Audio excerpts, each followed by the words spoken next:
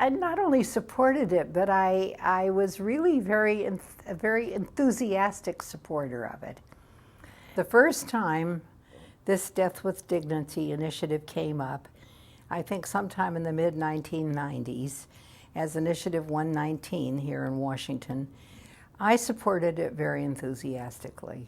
I was lucky to have a very good relationship with a wonderful man for 55 years, which doesn't mean that every marriage is in a bed of roses all of the time. I'm not going to take out the violin at this particular moment, but my husband received really a very grim diagnosis. And he was actually told to get his affairs in order. And we thought that he was not going to be here more than a few months, and he was warned that they would be painful months. So his diagnosis was not only grim, but it was wrong.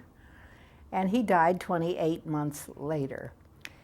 He came home from the hospital with this dreadful diagnosis, and sitting right there, he said, "Oh," he said, "I wish we lived in Oregon."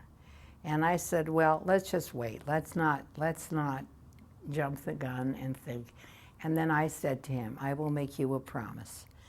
I promise you that I will protect you as much as is humanly possible from any pain or discomfort. I will do everything in my power that you will be comfortable, and I will be with you."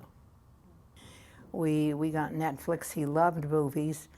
And we looked at every old movie there was, and the foreign movies and all kinds of things. So every night after supper he watched a movie until 2 nights before he died.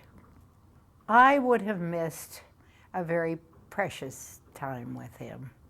And I'm not going to sit here and tell you it was all easy. And I'm not going to sit here and say that I don't have a little bit of guilt, because caretaking requires a lot of patience, and I lost mine at times.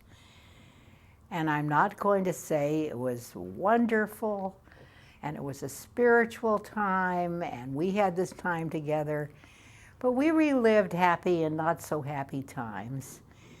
And more important than anything else is I had him, and I knew that I was losing him, and that was not easy. But every day that I had him, you know, I'm sounding maudlin, but was truly a gift. And I'm very grateful for that. Is this law that a small number of people want worth all of the downside? Where as a society do we want to put our priorities?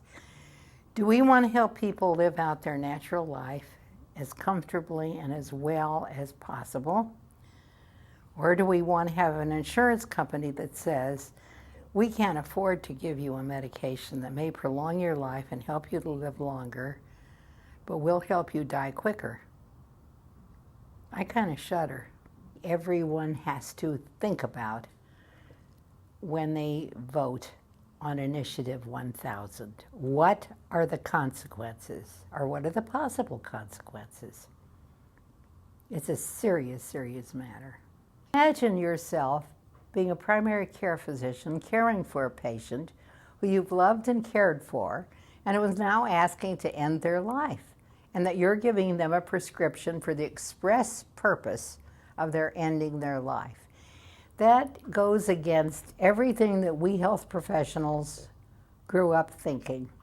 We're there to save life. Say palliative care is way, way ahead of where it was in my long time nursing days, when we did let patients suffer too much.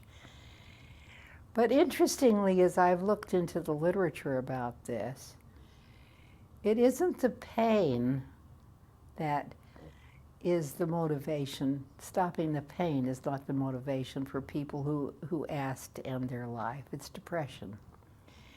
And depression is treatable. I do want to make one other point with this assisted suicide. Suicide is a mistake you can only make once.